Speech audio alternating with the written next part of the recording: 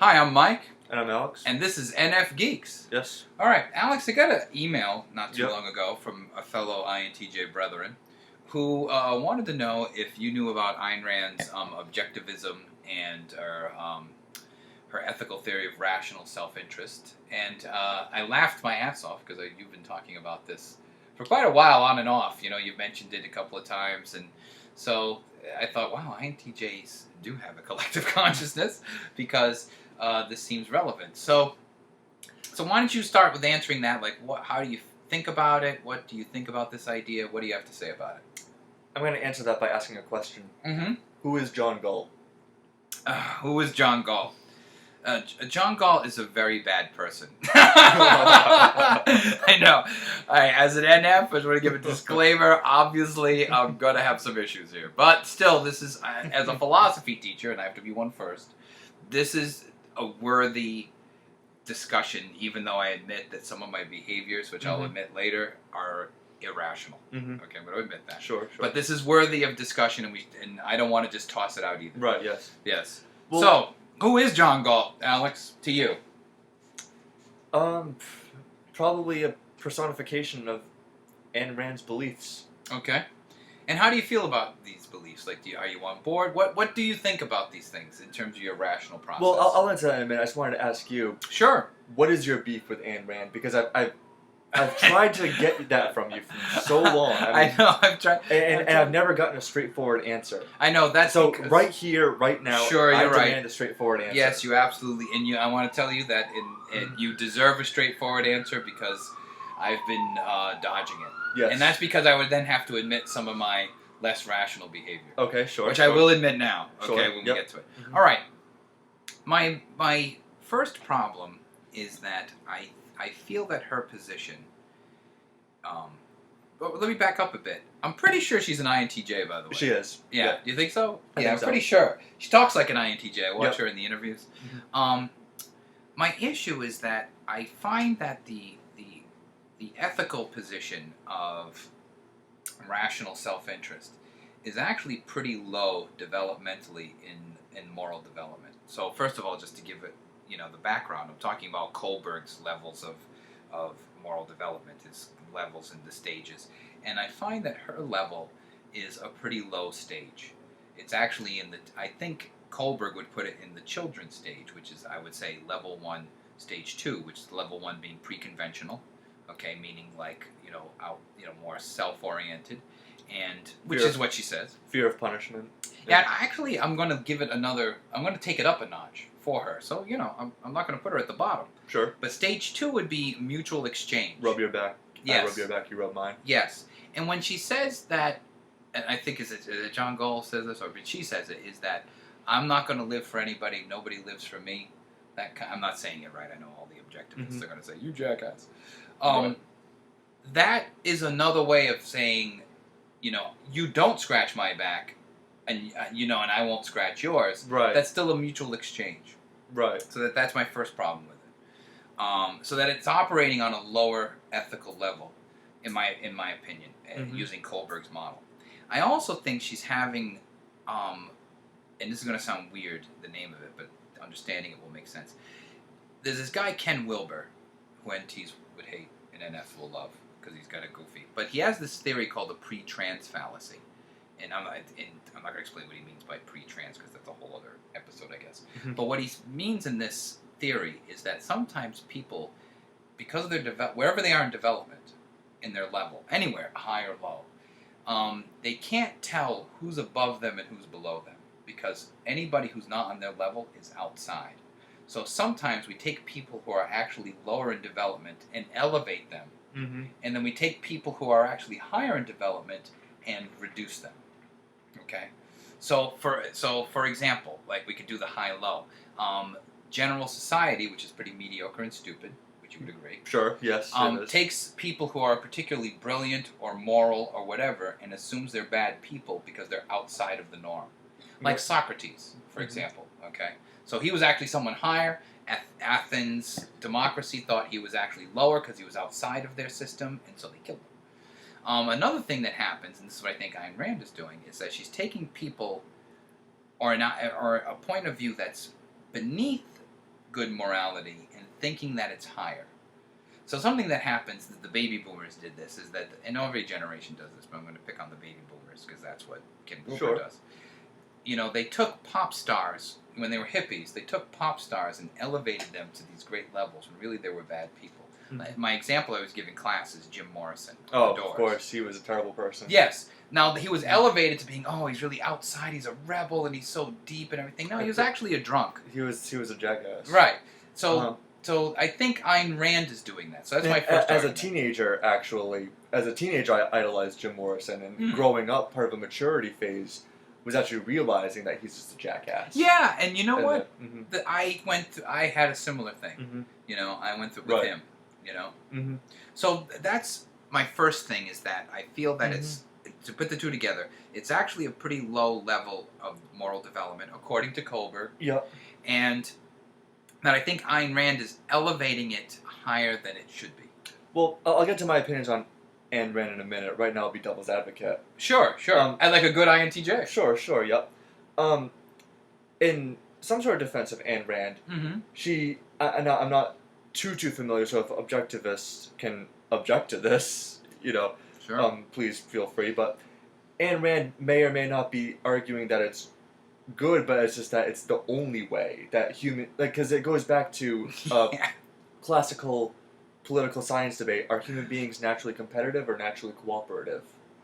And if you're naturally competitive, then all these other arguments that those philosophers are arguing are irrelevant. Then, if we're naturally competitive, and one, I think it was an anthropologist, I forgot his name, but he's a political scientist, and what he was arguing naturally we're cooperative.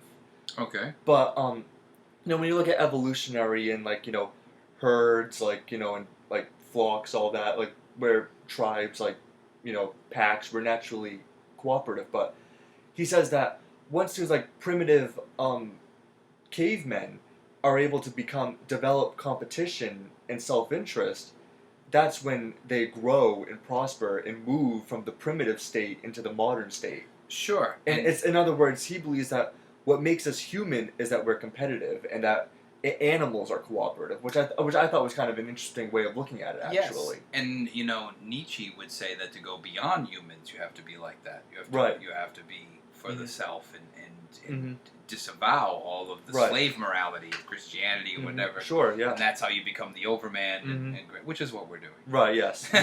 Of course. Yep. Now, as far as my actual opinions on Ayn Rand, because I've been dodging my opinions on Ayn Rand too, in your defense, Yeah, you kind of have. You know what? I never thought of that before, but you know what? You never actually said anything. I've never actually said what my opinions on Ayn Rand were. What the fuck, man? That's right. You've been running a scam. Probably because I've been waiting to hear what you had to say, because I knew, or at least I anticipated, that you would have something insightful to say. Okay. And I didn't want to say anything too soon unless I heard that. I didn't want to do all the research. In other words. But I was listening to a fellow INTJ, Christopher Hitchens. Oh, yeah. Of all the INTJs you can be listening to. Okay, that's fine, right? I can see he's one of you. Yep. He is. Mm-hmm. He is an INTJ. Yes. So that's... And someone asked him about Ayn Rand. Really? Yeah, so he gave his opinion on it. And what did he say? And I actually agree with Christopher Hitchens on it. All right. He said, the virtue of selfishness was actually... You can get this on YouTube, by the way. But the virtue of selfishness, he said he kind of agreed with. He thought it was pretty good. And that it was... But what he was saying was... He was saying, if you look at human history, why do you need to argue that human beings need to be more selfish than they already are? It's over strenuous, is what he said. It's a bit redundant almost. We already are selfish. So why do you need to argue that, something that we already are and continue doing it, or be even more of that? Right. And the example he gave, which I thought was pretty funny, this woman, someone asked the woman, why haven't you endorsed gay marriage? And she says, your form of fucking does not require my endorsement. Oh, that's great. I'm going to put that on Facebook. And by the way, I endorse gay marriage, but we're very right. Yeah. But I thought that was pretty funny, though, and I thought that was pretty clever, very INTJ wit, you know. But I kind of agree with that opinion on Ayn Rand. The virtue of selfishness, I kind of do agree on to a certain extent. And I think that might be more of the INTJ thing, that just... Sure. Mm-hmm. But, and just kind of more, not necessarily that it's good, but just that it's natural, it's who we are. Kind of like what I was talking about my narcissism theory in our previous video. Yes, that's right, I remember We're that. naturally narcissistic, we're naturally, or I don't know if we're naturally competitive, Yeah. but I know at least we've become competitive. And certainly this is showing consistency in your thought between the two videos. Sure, yeah. Now, as far as her economic systems, they're highly flawed. And I don't know if there's an inconsistency in logic with that, but because, you know, I need to do more research on that. But, you know, it just, those economic systems do not work historically. They, it's never worked really. I mean, you know, if you look at history of progressivism during like the New Deal, Roosevelt, and everything, I'll admit this is my bias because I'm a Democrat, but sure, New Deal Keynesian economics is what got us out of the Great Depression, not Ayn Rand free market capitalism. No, that's right. You know, and technically, free market capitalism has never really existed because, you know, the Austrian school has always argued against corporatism. They argued that those were government institutions because of subsidies. Really? Yes. So technically, free market capitalism is only intended to be a small business, local aspect. Yeah, there's sort of a libertarian thing. Like, we should all go back to the end of the Enlightenment when there were like craftsmen, and you would just go to get a chair. You'd go to like a guy who made chairs, and yeah, you know, maybe you would exchange silver with them or something. That's not the system we live in today, and that's we're never going to go backwards either. To that, right? Yeah, and there's also there's something about libertarianism that seems to be almost neo-adolescent to me. Yeah, no kidding. I mean, just like, oh, I don't want the government telling me what to do.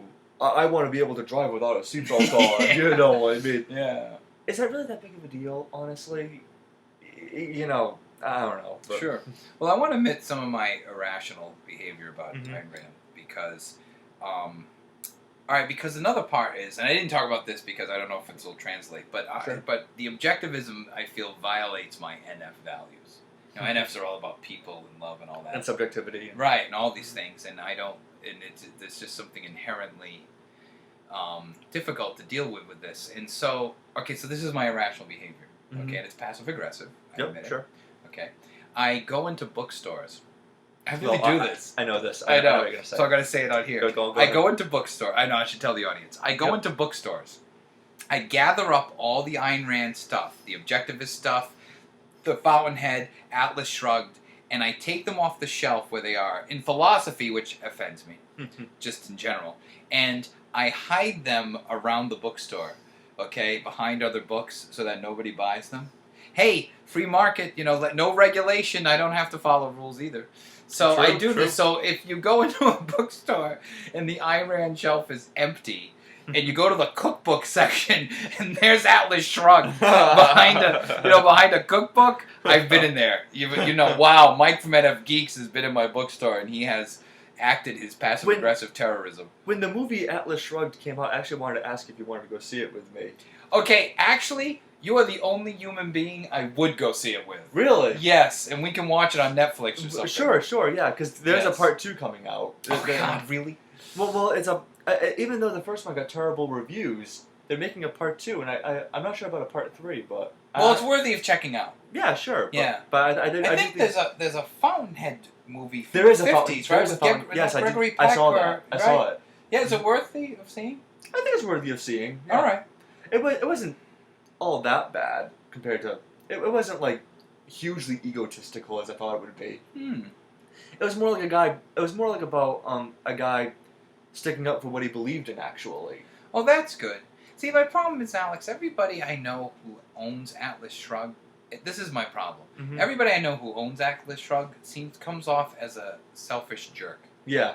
I think I'm associating it with the actual humans I interact with. Right, yeah. And so I admit that. Sure, yeah. Now, and all right, Alex, you can have the final word. Okay, well, one thing is, I think Ayn Rand is kind of somewhat appealing to NTs because yes, they are. That's right. Because she expresses objectivity over subjectivity, and that's a very NT thing.